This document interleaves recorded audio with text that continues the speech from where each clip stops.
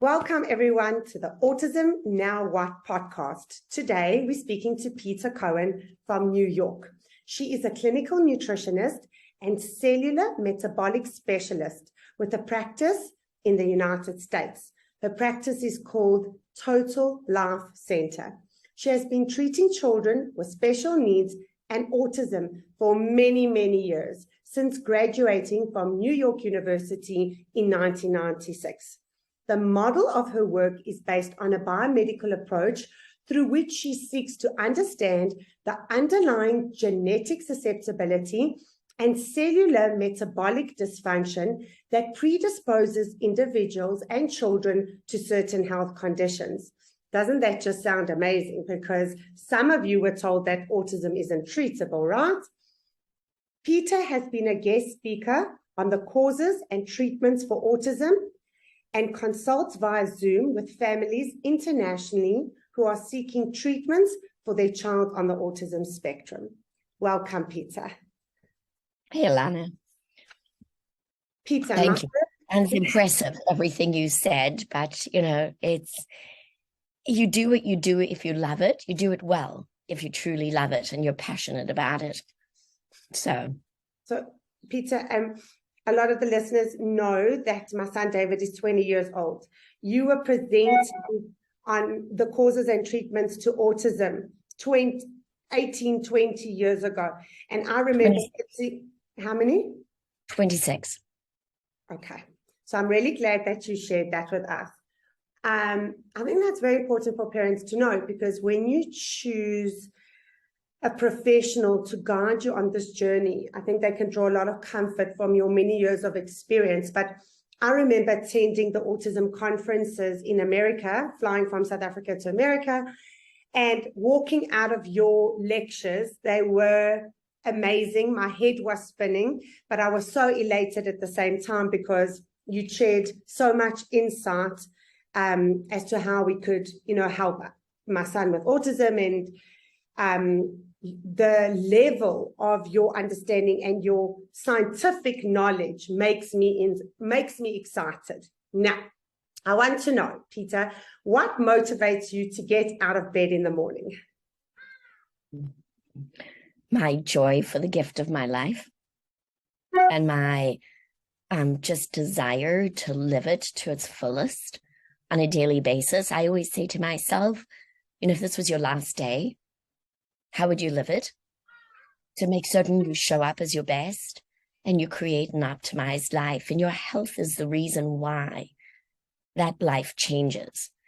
So that's something you have control over. Our healthcare system, whether you call it a South African healthcare system, an American healthcare system, a traditional healthcare system is not set up for people to win. Your health is in your own hands. So for me, if health is the number one reason why people aren't able to live their potential and live their best life, then that's what I'm going to do, is give them the chance to reach their potential. That's what gets me up every day. That is inspiring. Now, how did you decide to become a clinical nutritionist? And I didn't. I'm going to break into your sentence immediately. I didn't. I was the kid. I went to different schools, and I grew up in South Africa, and I went to different schools, and I was always the kid in the biology class who would, kids were out in the playground, and I was there.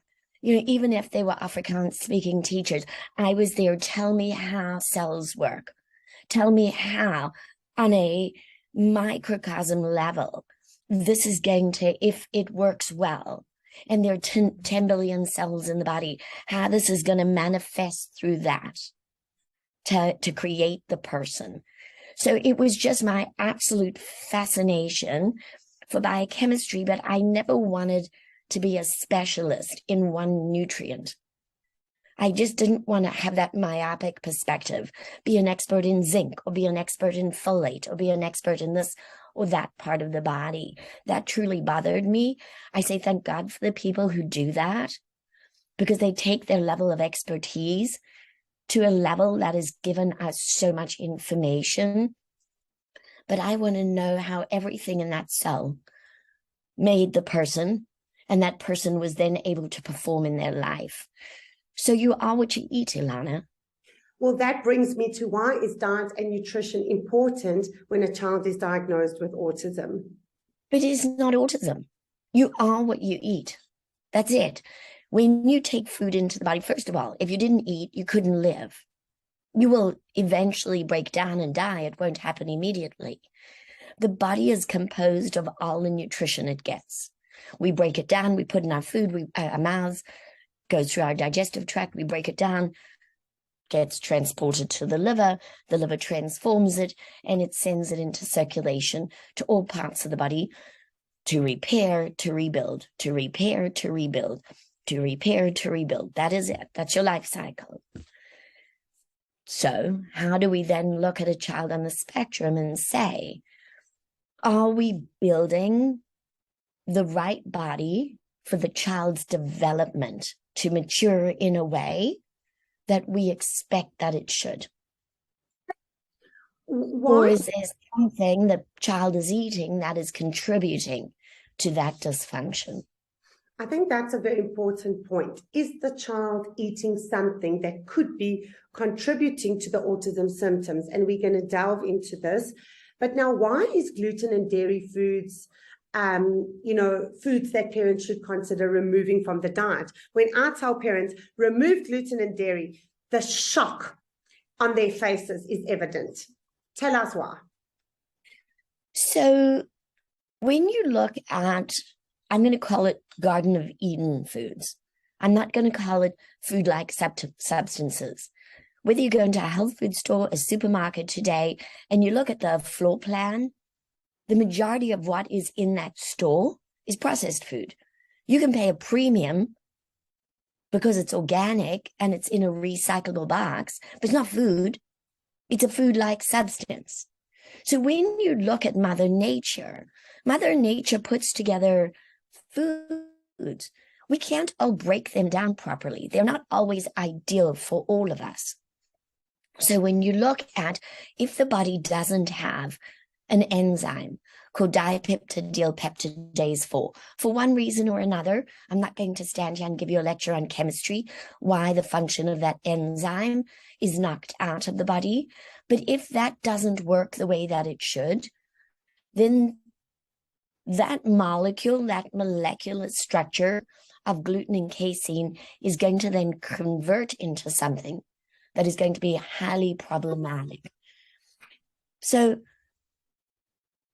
it's not the food that's the problem. It's what's going on in the person's body that is not allowing that food to serve its purpose. And I think when you look at most gluten-containing products or dairy-containing products, they're so highly processed today. You look at how wheat is grown. You look at how it's produced. You look at how cows are farmed. It's not even food anymore by the time it gets to your plate. So you would agree with me that if your child has received a diagnosis of autism, you should consider removing gluten, I would absolutely get rid of gluten, dairy, corn, soy, and then I would take it a step further, because that's just through one mechanism, through the function of this enzyme. Then I would look at the complexity of all foods. So we had a commercial that played in the United States for year upon year upon year. And the commercial went, milk does the body. And the audience was supposed to respond with good. Now, could you say, for any reasonable understanding of a food, that a food is good for everybody? The answer is absolutely not. So it's the same as giving foods these, we call them superfoods, these status. Blueberries are good foods. Spinach is a good food. This is a good food. That's a good food. You know better than I do that there are some kids, you give them a bowl of blueberries, you're going to send them in, into a state of such hyperactivity, so much perseveration, because there's something in that food that they can't break down.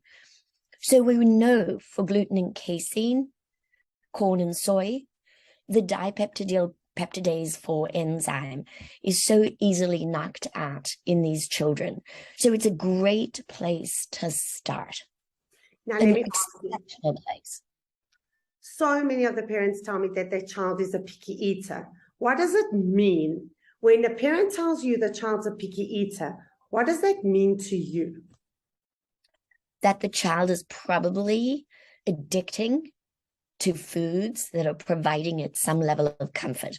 It's like getting your Kool-Aid, getting your cocaine, your instant relief. And so there's an interesting concept in chemistry. We crave the thing that's worst for us. And so, you can go through one lens, one aspect of chemistry where you look at immune molecules in the body, immunoglobulins. Immunoglobulin A is the most abundant in the form of secretory IgA, immune presence in the body, and it lines the entire digestive tract, lines the lungs, it lines all mucous membranes. Another very important molecule is IgG, and it sits in your bloodstream as food comes out of the gut into the bloodstream, and it forms these complexes. And it says, do I like you? Do I not like you? Oh, I think maybe you're a bit of a problem. And then it grabs onto it. And then it starts anticipating that you are going to eat that problem. And the more the body creates these IgG molecules, the more you crave that problem, that food. And so you get into the situation where inflammation is driving your desire through a mechanism of the immune system. But there could be other reasons, and that could be related to the addictive centers in the brain, dopamine chemistry as well. So, Ilana, it becomes easy. It's very easy to say, oh, let me think this way and do this.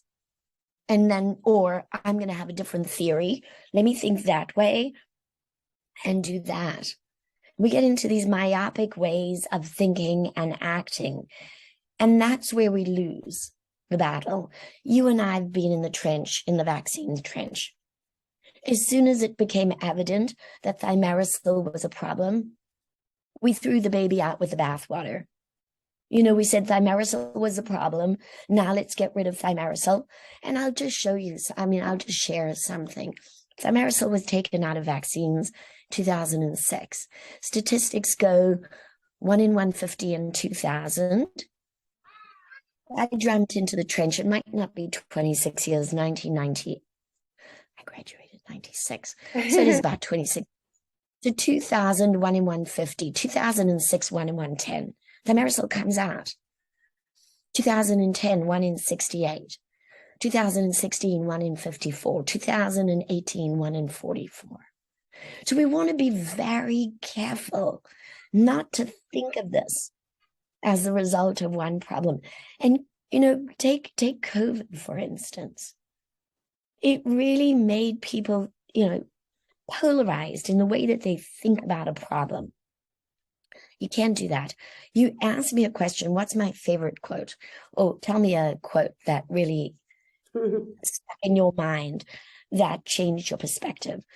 So I had the opportunity to meet Jeff Bland, the founder of the Functional Medicine Institute, while I was going through grad school, because grad school was not satisfying to me. And he said to me one day, Peter, it's not the problem the person has. It's the person who has the problem. You have to treat people. You can't treat a condition. And I just want to jump in there and say that I feel that the medical professionals, definitely in our country, and we have parents listening from all over the world today, but definitely in South Africa, they're treating a problem and not the individual. That's for sure. Right. So what makes me wake up every day is knowing that I am unique. I am a gift. And I want to make certain that I am able to do my best with the time that I have. And so that's the work that I do, is spending time truly beginning to, as best as I can, getting to know the child, the person that I am working with, and understanding, There's some very generic principles like a gluten, casein, corn, soy diet. And that's just a start. It opens a door. And then we can now start to look inside that body. What's going on with that child? What is the role of all these constituents in food that are going to affect not only how the body's built, but how it works? And Peter, tell me, we often hear reports from parents on the spectrum, and they'll say, my child's constipated. What is your advice to parents? Like, what could be causing the constipation?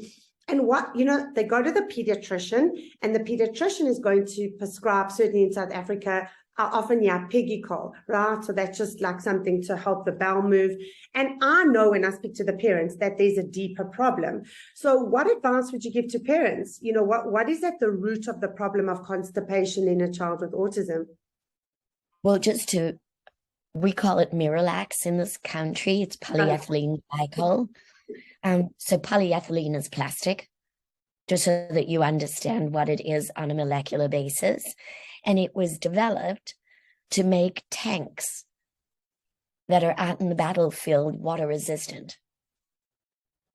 And do you honestly think that that's ideal for the health of the gut, to put a plastic resin in the body that draws water and so makes the poo so moist that it slides down the digestive tract? I mean, it sounds crazy to me. I understand that we have to find relief when there truly is no other solution, but that's not something you want to depend on. So what could cause constipation? Inflammation certainly can cause constipation. Low motility.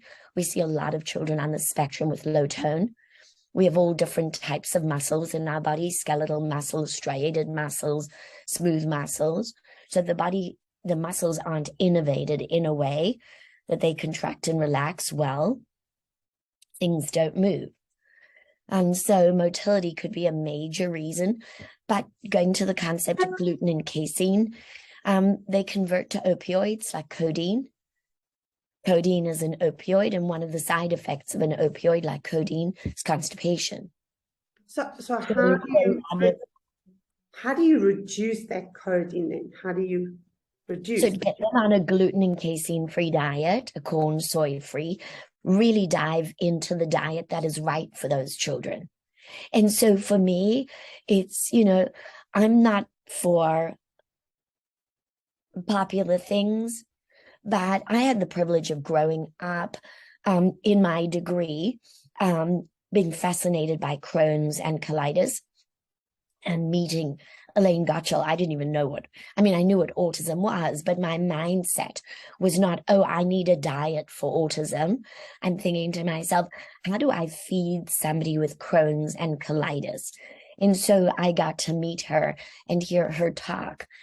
And so I think it sounds horrendous and frightening for a parent. But if you can get the bowel to relax, get those kids onto the broth, the chicken, the veggies, and slowly introduce foods. I'm not going to give a name to the diet, because then everybody's going to think, if I just do that diet, I'm going to have the cure for autism. And you know better than I, that's never going to happen. If I just give a B12 shot, if I just do this, if I just do that. Health is not built in a magic pill. But I do think that if you clean up, you give that bowel a rest, and you start to give it tools to work with, that stool, that bowel will begin to work. The microbiome could be a major reason. A lot of children have subclinical thyroid problems. Constipation can be a symptom of that. And do you think, Peter, that mitochondria, because we know that children on the spectrum can have mitochondrial issues, could that play a role in constipation? So I had no scruples. I still don't think I have great ones when it comes to my work. If I met a researcher that I thought said something so meaningful, I was always in their face, up their rear end, and getting as much time as I could. So I had the privilege of meeting up with Robert Navio to learn. He would supervise some cases. So if I think of being exposed to the flu this last week, most of my symptoms that I'm feeling are because my body is in a prolonged cell defense response. Your mitochondria are the sensors of your body on a deepest level. Think of it like those satellite dishes. They're detecting things on such a minute level and looking for changes. And they have a way of recruiting the immune system in the rest of the body to prime it in that defense response. Now, it's meant to do that for viruses, for foodborne illnesses, for toxins, for shifts in the microbiome. But the cell defense response is to shift the body into a way of fighting a battle and then shifting immediately into repair. And so if you look at a lot of the kids and adults, they're always in that defensive response. And think about it, if you were stressed, could you digest a slice of pizza? You couldn't possibly. Could you reproduce properly? Of course not. Your blood sugar goes up. Your heart rate goes up. You're in that fight or flight response. Now think of if what you're eating, your body thinks is a battle. If what you're breathing in, if what you're drinking, your body thinks is a battle. If you've got a chronic virus in your body that the body thinks it needs to defend you against, if they're toxins, look at processed food. It's bizarre. One of my practice members just sent me a email. She's like, oh my God, they're about to deliver the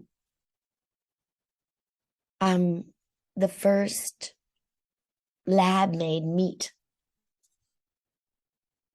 What in God's name would your body think about food being a science experiment?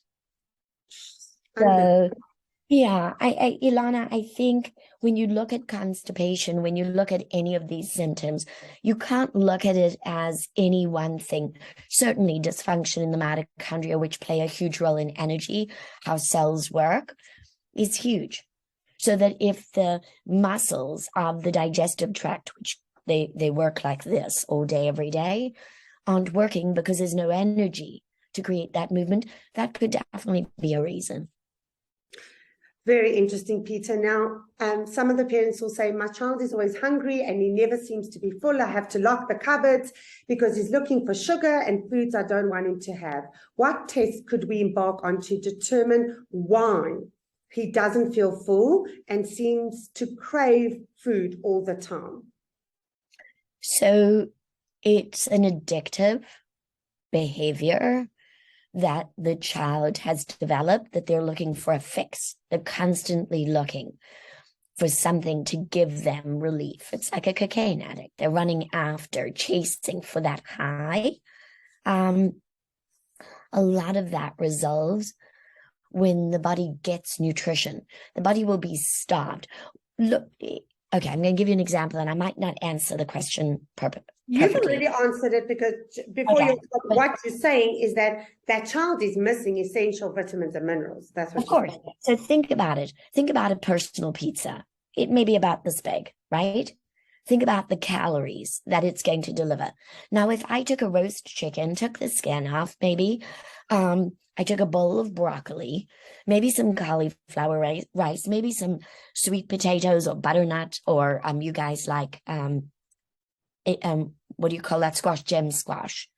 Maybe, some carrots or something. And I put that on a table and I said to you, gosh, there's your meal. You'd look at me like I'm insane. You'd say, but that's really food for four. And yet you'll watch an individual. They'll eat an entire personal pizza, then go looking for potato chips, then go looking for something else.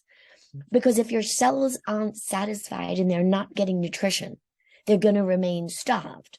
So think about what that child is eating. They're junkies going after processed food, because that's what processed food is designed to do. is to set up the cravings. And because your cells are so deprived, they're always looking for more, hoping that the next mouthful will deliver something to satisfy their needs. I love how you explained it. I think it's shed a lot of light. And, you know, a lot of those parents have got those kids that just won't satiate, they don't feel full, and they're running after that processed food. I love how you explained that. We also have parents who often say, my child is anxious. Anxiety, it's top on the list when we have an autism diagnosis. How could we help the child with anxiety? So, Ilana, you know, we use single words to describe what we think we're seeing. So anxiety is actually a mechanism of the nervous system where glutamate, which is the most excitatory neurotransmitter, is not degraded to GABA. And so there's something interfering in the conversion of that molecule. What glutamate does is it amplifies neuronal function. So neurons are firing very rapidly. But anxiety can also be a manifestation of being in fight or flight.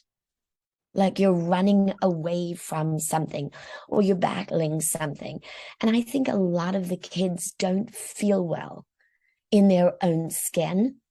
Oh, I mean, so, hold on, Peter. So they're not just autistic and they were born like that, hey? And we must give them psychiatric medication. They actually don't feel well. Really? They don't feel well. They are physically and biologically not feeling well. And, you know, so actually, sorry to interject there, based on that description, in your mind then, what is autism? I think it's a wastebasket, a way of giving insurance a code to help describe, or at least to reimburse a parent for something the medical community absolutely doesn't understand. And I don't think they really want to, because the system is not set up with the time or the training in a doctor to be able to really understand what's going on in that child's body. I have to ask you, I'm seeing so many children suffering on a daily basis. I'm speaking to numerous parents, so many parents that are desperate to help their children. I know what you are saying is so true. What do we do? How do we help the parents? If you go into the original diagnosis formed by Leo Kanner in 1945, when he used his case studies to describe the children, most of them or many of them had had chronic infections. They had constipation and diarrhea. They had rashes. A lot of the children that were part of the case studies to form the diagnosis were children that were sick.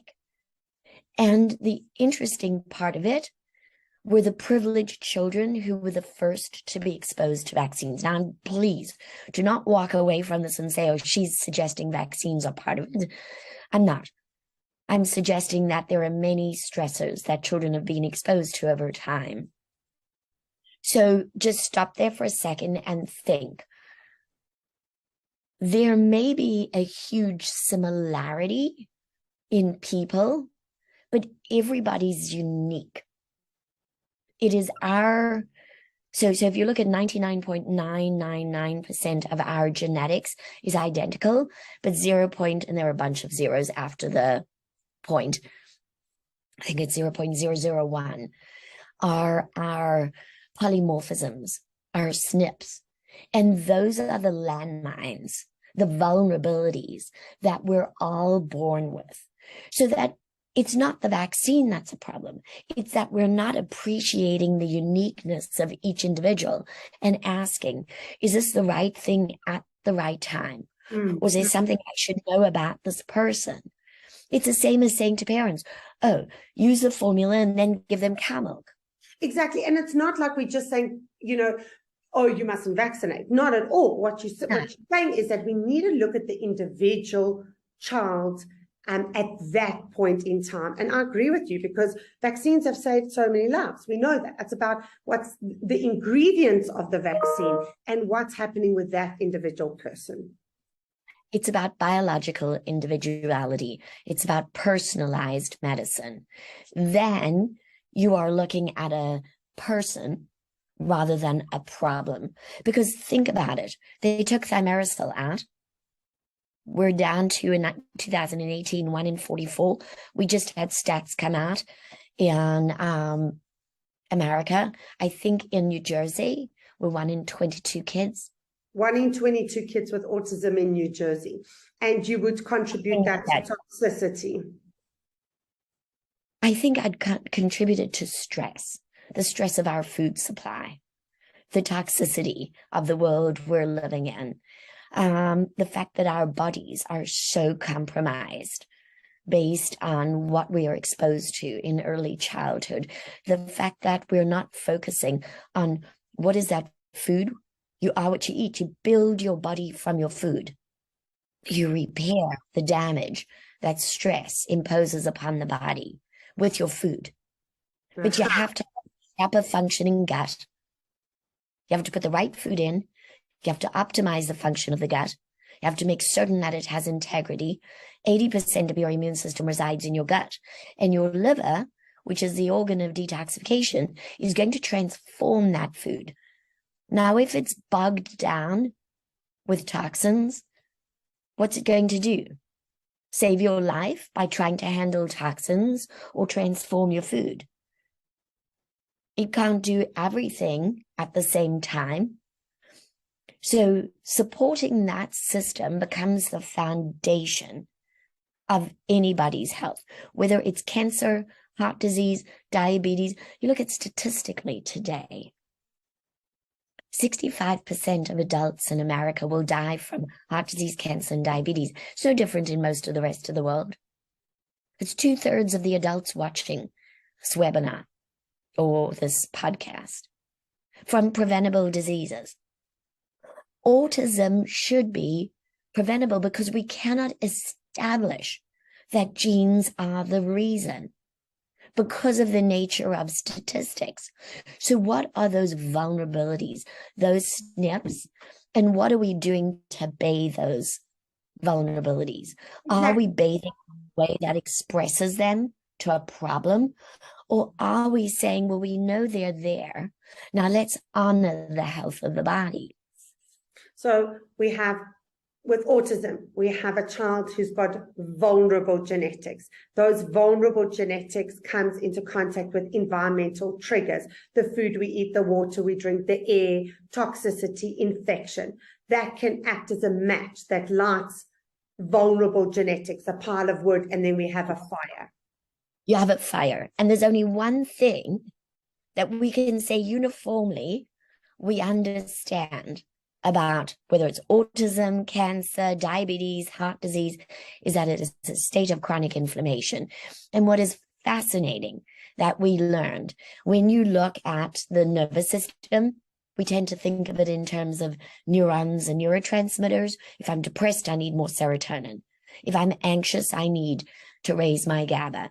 If I can't focus, we need to find a way to give the kids more dopamine. We've never shown in any of these conditions that simply by raising that neurotransmitters level in the system that we eliminate the problem. No, you become dependent on a drug to maintain that concentration, but the problem doesn't go away. So what we learned is that the majority, a good percentage of the brain, is made up of an immune system, these glial cells. Yes, because autism... So, Peter, correct? Sorry, I'm just jumping in there, but am I correct? Autism is mast cell activation of glial cells. I don't know that mast cells are the only reason why glial cells get activated. Glial cells are immune cells, and they're going to react to all different types of stress. Mast cells are one type of immune cells that are activated due to histamine, allergies, but mast cells will get activated due to toxins. Mast cells will get activated due to emotional stress. So for about 10, 15 years, I've been in that mast cell trench trying to appreciate. And I know that if I have a mom who's pregnant, is going into delivery, and she has a mast cell activation, maybe she's allodanless, maybe she's got some issue that's related to mast cell, it is the stress. It is simply the emotional stress of the delivery room that is going to change the outcome of her health and the baby. Very interesting. Very interesting. So again, we tend to put stress into buckets: chemical stress, emotional stress, physical stress. The body doesn't care. That's your perception of stress. The body just looks at it as one stress. And the mitochondria are the part of the body that are recruited in that cell defense response to protect the body against stress. Now, most of us think of mitochondria as energy, but mitochondria are involved in the innate immune system's activation, vitamin D, glutathione, apoptosis, iron metabolism, folate metabolism, 500 reactions. So if that system is stressed, that body, those landmines are going off, and the body can't recover, well, then what are you going to call it? I understand. I guess it's convenient to call it autism. Very interesting. Now, a lot of the kids have got dark circles around their eyes. What would you attribute that to? What does it mean? They've got a lot of the kiddies, if you look, they've got dark circles around their eyes. Yeah, and I think there are a lot of people who guess that maybe we call them shiners. That could be a sign of allergies. We often look at darkness on the skin as a sign of the liver not working the way that it should. So the skin is a reflection of the gut and liver function. I had somebody go through a program with a woman. She came in, she said their body's not working the way that they should, and they just want to take their health to a higher level. She went through a couple of months of us working on the detox system. Not fasting, not doing, juice, cleanse, whatever, just working to support the system. And she went on a business trip.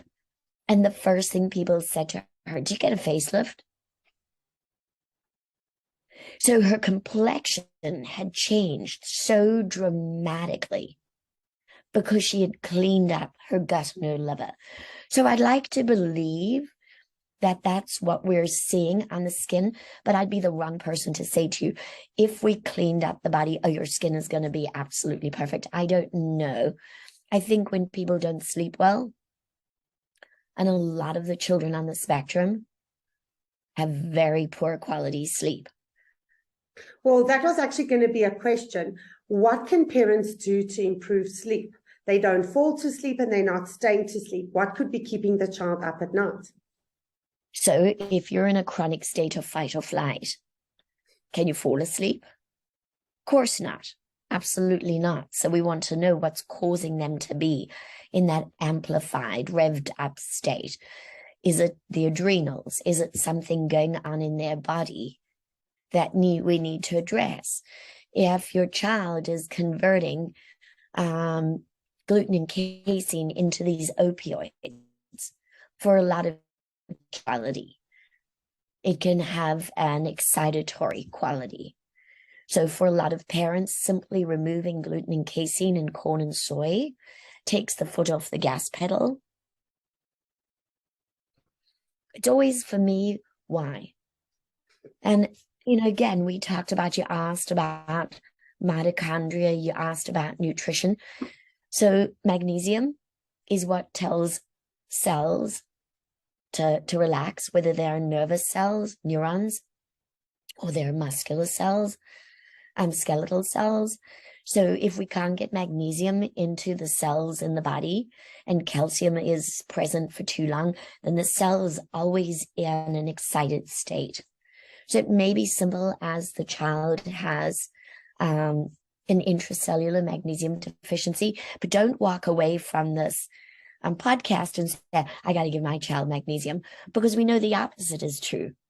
Some children do really well giving them a little bit of calcium at night. which is paradoxical for the statement I just made. So again, it goes back to what's going on in that child's body. Are they taking something into their body that's shifting the way that it should work? And what are they missing that allows it to work the way that it should? Well, the parents really need to be guided by a professional who understands what's going on at a molecular level. And I mean, what you said now was really profound, because some kids need the magnesium, but other kids may need the calcium. So that's why it's so amazing that you can guide parents, because every child is an individual. Now, speech and language is at the top of everybody's list. What vitamin and mineral deficiencies could be contributing to speech delay? So I think one of the most remarkable pieces of research that I got to read and participate in was from Raymaker, a cerebral folate deficiency. CFD, cerebral folate deficiency, and there's a number of children that suffer from CFD, and that can be what's contributing to the language deficiency. Yeah, so for me, I think if we can't get that cycle of methylation going on in the brain, MTHFR. No, so just throwing methylfolate at the brain for a lot of children is absolutely going to backfire. So you're talking about, so sorry to interrupt you. So some of the parents are throwing the B12, the folate, and you're saying that that's going to backfire. For a lot of children. It's a pathway you might need to walk into very, very gently. So remember, the brain has the highest demand for energy of any other part of the body. In the absence of oxygen by 3 minutes, the brain starts to die. The body can sustain its life for much longer. So you're always going to look at the energetics of the brain and ask, do I need to complement that? So creatine is the molecule. I think a lot of creatine deficiencies are the reason why we don't have language. And the creatine is a methylation. It's a byproduct of methylation, the conversion of guanidino acetate to creatine through the process of methylation. When that doesn't work, that's a huge problem. So it's understanding that methylation is not just about folate and B12. It's about understanding, why is this cycle, the methionine cycle, not working? Where are the glitches or the interference? And gluten and casein play a huge role in a part of the pathway where adenosine deaminase plays a role in removing adenosine from something called S-adenosyl homocysteine. And adenosine deaminase, the binding protein, is the exact same molecule as DPP4. It's fascinating. It's absolutely fascinating. So now you see a connection, not just, oh, gluten and casein, the opioid theory, all of this stuff, but no, there's an interference in a pathway so complex and so far away from the discussion we're having, but very, very important. So if you can correct this chemistry and you're able to get this methionine cycle moving, well, then you can build creatine. What I've seen in my practice, language starts to improve. Wow. So you're saying we must look at creatine at the methionine cycle before we're looking at methylation. I've actually learned something new today. The production of creatine is based on methylation, the function of methylation. So, and when you look at the brain and the function of methylation in a cell, folinic acid is able to get into the cell. It gets converted to methylfolate because methylfolate is a type of folate that's going to participate by donating that methyl group from the folate. But folinic binds to receptors and gets transported into the cell faster, and then can participate in the methionine cycle by donating that methyl group. But so it gets a little complicated. So Raymaker was a gentleman in Germany who was doing research, and he showed some really incredible and valuable results. And I always say working with people has been the greatest gift and privilege of my life. I met a woman who came into me, she was about 48 when she was diagnosed with autism. I was at one of at that point, I think it was still called Dan conferences. Yes. I was lecturing, and doctors came up to me and they said to me, Peter, you're the only person with as much patience. She's asked the hotel for 12 different rooms. So you can begin to appreciate what's going on in her body. Can we give her your number? And I met her. And at 52, she lost her diagnosis. Oh my gosh, that is amazing. Take it. No. You've got to take a moment. At 52, she lost her diagnosis. I hope that inspires parents. She had been in a psychiatric center for 7 years, in and out, inpatient, outpatient, because she couldn't be in a room with objects. Like you see children throwing themselves on the ground, throwing themselves into a sofa, climbing onto objects, tables and jumping down, seeking that pressure. She would rage in the most extraordinary way. So they called her crazy. Just called her crazy. And she had heard, she was very smart. She had heard, I don't know, something about folinic. So the reason she came to me, she said, I know I have a problem with folate. Can you help me? Because if I do anything that they tell me to do, take all these supplements, I just get worse. So we backdoored, which is what you have to do for a lot of people, come in through the back door and slowly walk into the body. Yeah. I just want to say this, and what I really appreciate so much about you, again, I'm going to say, is the level of your scientific understanding of molecular biology. And you were one of the first people who helped me so much with my younger son, Aaron. Aaron did recover from autism, but I will never forget when he was 2 years old and I called you and I was hysterical. Peter, Aaron's lost his speech, and Aaron had actually just gone in for grommets, that's tubes in his ears, and he'd had an anesthetic. And I remember explaining to you what was the precursor. And you said, oh my goodness, anesthetic, nitrous oxide. You know, you told me to do a couple of things, but one of the things you suggested was actually folate. And when I supplemented folate, when I gave Aaron folate, he turned his voice on within 48 hours. He started to say the sound ba again, ba, ba, ba, ba. Now, we didn't recover his speech in 48 hours. It took 7 hours a day of ABA for 4 years, including healing his body, you know, and that we kept on building. We built on the folate. Folate was one of the things, but it was a very important piece in the puzzle. And, you know, it was a game changer for Aaron when you told me put him onto folate. We started to hear his voice again. So I think we always want to be cautious in giving a value to a nutrient and assuming that that nutrient is like a magic pill, a quick fix, but understanding how our cells are built and how our chemistry functions and appreciating where things are not working and what people need.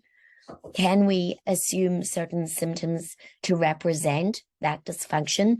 And then how do we remediate? There's no recipe for remediation because not everybody's going to be the same. And things are connected. I think it was Karen Sarusi who wrote the book, Unraveling the Mystery of the Puzzle of Autism. Karen, I think that was the very first book. And then the second book was Lisa, a friend of hers who wrote Lisa Sarusi. What was Lisa's name? She wrote Special Diet, Special Kids. Yes. Yeah. But just the concept of a puzzle is not to make it a mystery you can't solve, but being able to appreciate that it's made up of so many different parts. And a puzzle is never finished until each part is understood, because every part depends on the next part. And Peter, a lot of parents will say, okay, we've gotten the language and it's improved, and now, they've included the child in a mainstream classroom, but we're still struggling with sustained attention. And the school day is so long, and very often the lunch tin comes home untouched. So how can we help children sustain their attention? And what, recommendations do you have for parents about the long school day? I mean, so many parents will tell me, my child leaves for school at 7, they don't feel like breakfast, they come home at 3 o'clock, they've had nothing. So how do we expect them to sustain attention? You can function on gas fumes. You absolutely can. So we have to find a way to nourish and to nurture the brain. Again, is the most energy demanding organ of the body. So how are we going to feed? I know children will eat what their body craves, so will adults, and we'll often rely on food to give us some relief, even if it's temporary.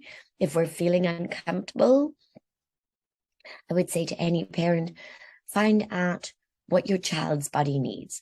Is it bacon and eggs? Is it a piece of fish? Is it a bowl of soup? I was considered to be probably the weirdest mom bringing up my daughter Annika, because my daughter would only eat steak for breakfast or chicken soup.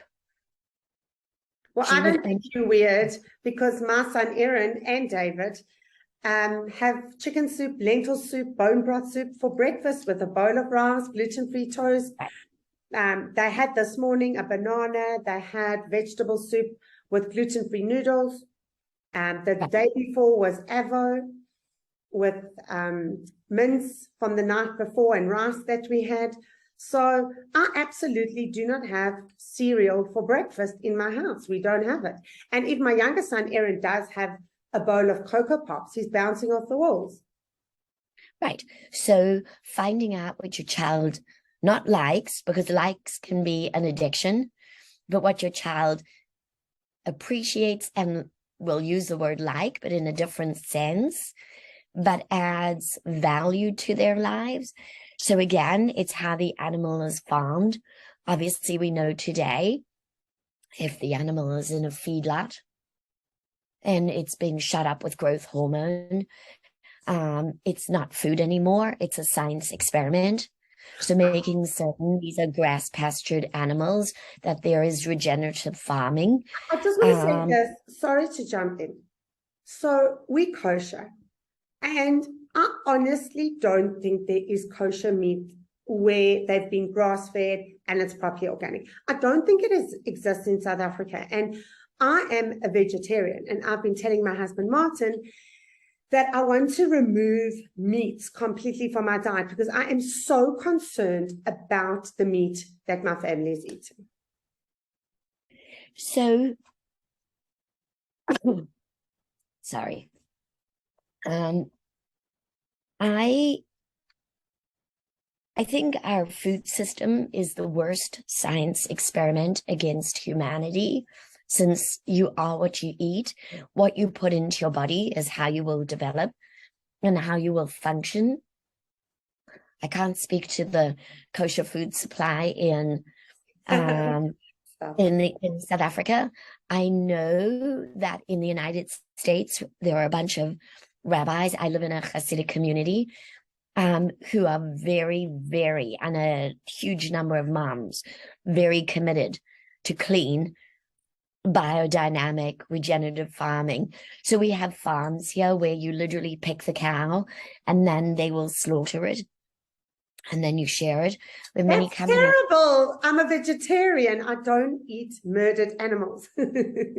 So I don't either, but sometimes for a developing body, it's a very necessary. It truly is, to give them the iron, to give them an iron supplement is not compensatory for a diet. I do agree. No, it's important. So using supplements to substitute for what your food should be supplying is not ideal. So I would probably say in early childhood, try to give them a balanced profile of nutrients from the earth. So it's going to be a little bit more difficult if we start judging all equality in a kosher diet. If parents aren't kosher, I know there are enough grass-fed and grass-finished animals in South Africa. There is, and I know there is in the UK. I had a mom from the UK who visited South Africa, and she was used to grass-fed and organic, and she came to South Africa and she just couldn't find exactly the quality that she got in the UK. But now, what is your message to parents when they're shopping at the supermarket and selecting food for the child on the spectrum? If it doesn't look like the earth, like it grew on the earth, don't touch it. Whether it grazed on the earth or it grew in the soil or above the soil of the earth. I mean, I understand you're not processing your own nut butter. You may not be making your own nut milk. You may not be doing that kind of stuff. Certainly not pressing your own olive oil. But for the most part, those are the few exceptions we'll make. Otherwise, just let it look like earth food. Now, what are the top 5 criteria parents should keep in mind when choosing a diet for their child? What's right for your kid? What's right for your kid? What's right for your kid? What's right for your kid? But more importantly, it's not just what's right. Is your body set up to use this food for its purpose? How will they know this? How do they discover this? Well, they have to test. It's not always obvious. So we have a little girl who we work with. She came in. I don't remember if her poos were off. I don't remember if she struggled when somebody changed her diaper. I can't remember. Anyway, she didn't have classic symptoms, obvious symptoms that there was a problem in the gut, but we tested her because it doesn't matter if you come in and you're an athlete and you want to become a competitive athlete, or you come in because you were diagnosed with breast cancer, you were diagnosed with anything, or you just don't feel great. You've got brain fog, you're tired, you're not performing your best. I'm always going to test your gut. I don't care who you are or what your problem is, because it's the gatekeeper to your health and your life.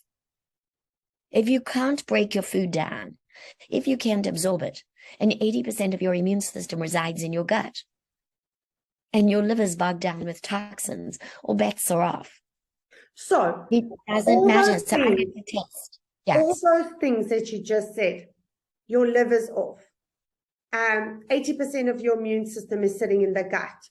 Your gut is compromised. Your gut is not able to digest the food that you're eating. Are those things that contribute to the autism diagnosis? They contribute to every diagnosis. They contribute to all the symptoms most of us feel, whether it's achiness, you feel like you're aging too quickly, your blood sugar's up, your blood pressure is up, you've got brain fog. Ask most of the moms. I always say, apples, okay. Moms need to heal. Moms need to do the work, because having a child on the spectrum is really hard and it's a lot of stress. Whereas you might take a typical child to school, maybe they elect to do ballet in the afternoon or play a little tennis or join a soccer league. But in autism, as you know, you're going to special education, and then you've got speech therapy, and then you've got OT, and then you've got PT. It's exhausting and overwhelming. And what do people do when they're exhausted and overwhelmed? They grab things that are convenient. So when you're thinking about the health of the child, I would say, think about the health of the family. And if it's possible, let everybody heal together. I completely didn't answer the question you asked. I think the original question was more about how do we know what diet to go on? Yes, that's true. Make certain that the body can use that food for its purpose. So test the gut. And so you would agree that there is a gut-brain connection in autism? I don't think it's just autism. There's a gut-brain connection, because that's how the body is designed. Brain is more dependent on the function of the gut than the gut is dependent on the brain. You can sever that vagal nerve. The gut will work. The enteric nervous system is bigger than the central nervous system. And it's the microglia in the enteric nervous system that turn on and determine how the microglia in the brain will work. They determine what cytokines are going to be produced, what chemokines, and what neurotransmitters. Remember that dopamine, serotonin, all come from your periphery. They're not produced. 95% of the serotonin your brain needs is produced in the gut. And serotonin's the precursor to melatonin. Yes. Dopamine is how your brain concentrates. It's how you remain alert. It influences your mood. It influences your motor planning. That's all coming from the periphery in the body. Peta, if parents want to get hold of you and they would like to schedule a consultation with you, how can they do that? Our website is being redesigned. So you can go to our current website and click on it. I think what's important is to understand, most importantly, what they're looking for, and then how do we the way we work to make certain that's compatible. Because I'm not the practice that's going to give you a quick fix. I can't think that way. I can't think linearly and myopically. The body is a network of systems and processes, even the brain. If you look at autism, neurons fire for the most part, typically, but they are not synchronized. And that requires an integration of neurons. So if a parent is willing to do the work, to support the body, optimize the function, bring it back into balance, I'm willing to participate in that process. And that takes time. I really appreciate what you've shared, and I have to agree with you that healing takes time. It's definitely not a sprint, it's a marathon. If I think of both my boys, I embarked on a medical journey for both of them. Some things worked, some things didn't work. If one thing didn't work, we found another thing to try. If that thing didn't work, maybe we changed the dose. But every child is an individual. There's definitely not just one recipe. And I think that any parent working with you would be extremely lucky, because your insight, your experience, your scientific knowledge of how the body works is just so impressive. Thank you so much for your time. We're going to share your website and contact details with the parents. And it was really, really inspirational to speak to you. And I also feel we just learned so much about how important the role of diet and nutrition is, not only for the child with autism, but for the whole family. So thank you so much. Absolutely. Ilana, I'm sending you a text before you cut off.